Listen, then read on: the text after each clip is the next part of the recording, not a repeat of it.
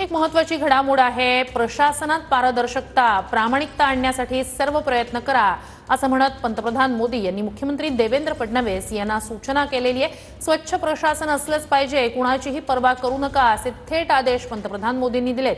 दिल्लीतील शपथविधी दरम्यान मोदी फडणवीस भेटीचा तपशील आता समोर येतोय। अधिक या सगळ्या संदर्भात जाणून घेऊया आपले प्रतिनिधी विनायक डावरुंग यांच्याकडनं। विनायक, ही अत्यंत महत्त्वाची सूचना म्हणता येईल, काय नेमका या भेटीचा तपशील समोर येतोय?